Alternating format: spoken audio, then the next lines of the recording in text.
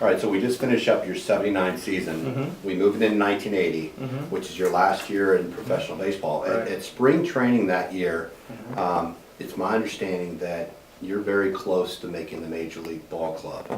The Brewers have added a outfielder by the name of Mark Brewhart as a Rule 5 player after a monster year at Double-A with the Angels the year before. Right.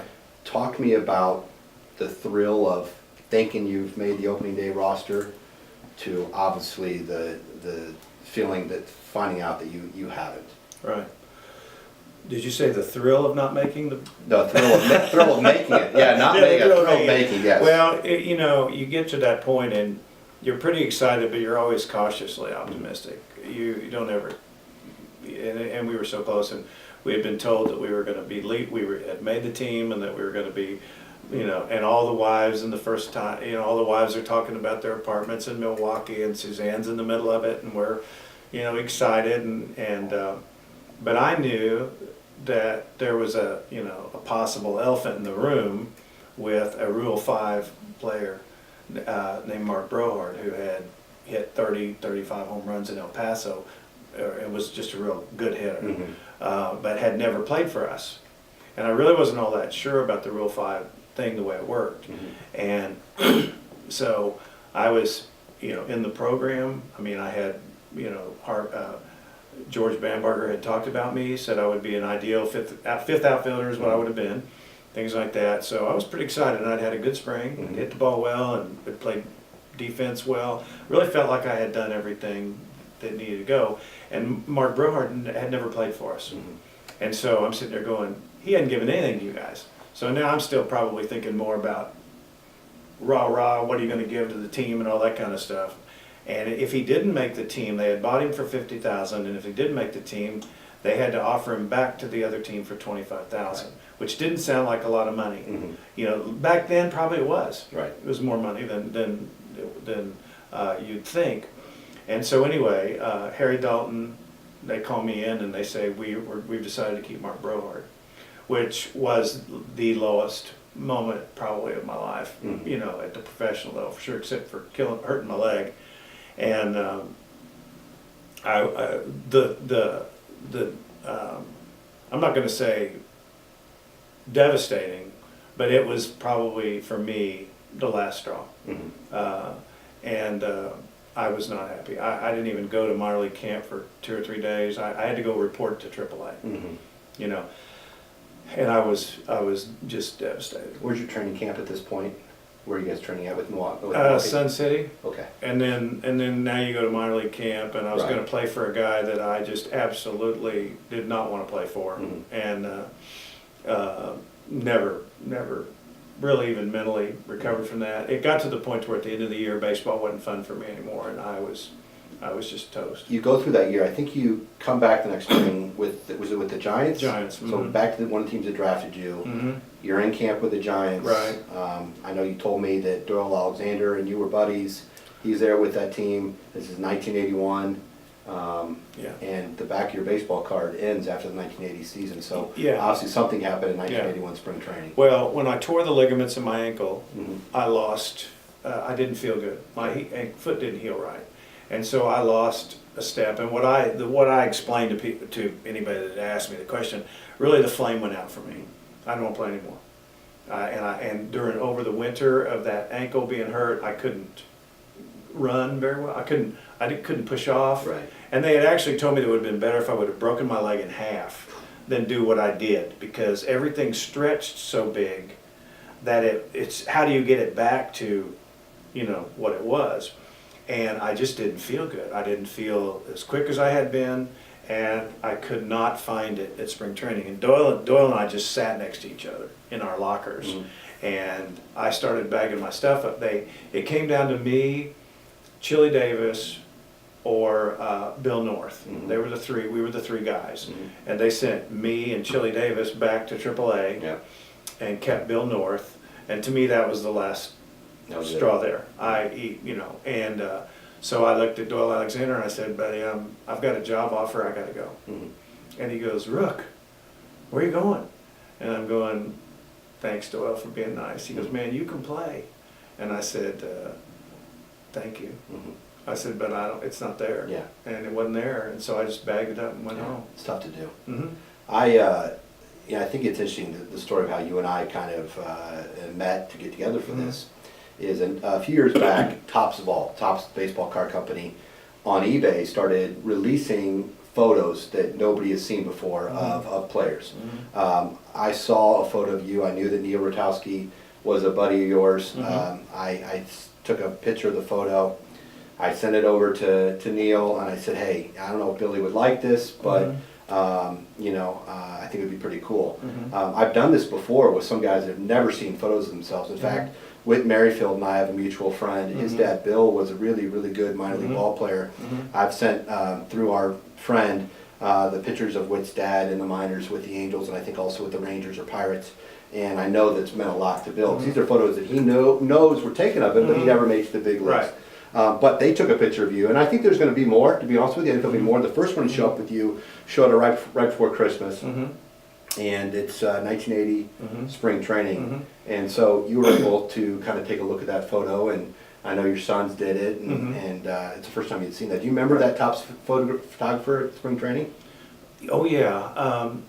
I think, I wasn't too sure. I had a couple pictures that kind of were pictures of me. They were like 10 by 14. They were bigger pictures. Yeah. And I believe that the guy that had taken the pictures was from Oklahoma. I think he knew me or knew of me or something. And he sent me these pictures. But I had never, you have this period of time when you're in camp where they give you your new gloves and you get your back contracts and all those things are signed, and they take pictures, and you don't really know what they're going to do with all of them, but you know that they're taking pictures. Right. So I knew they took pictures, but all I had was the minor league cards, and I had never seen anything from Topps. So I'm a part of a community called Out of the Park community. It's a baseball community.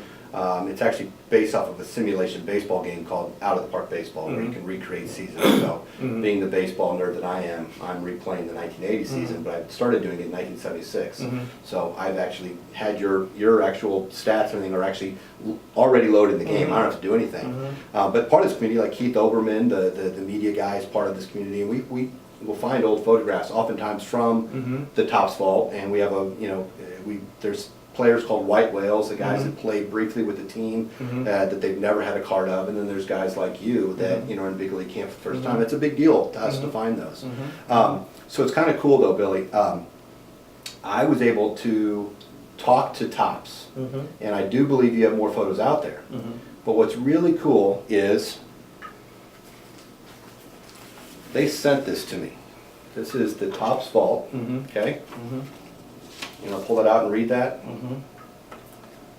Oh, cool. So it's a certificate of authenticity. We hereby certify this item, Topps serial number 117910, to be authentic Topps vault memorabilia. And then open that up. Oh.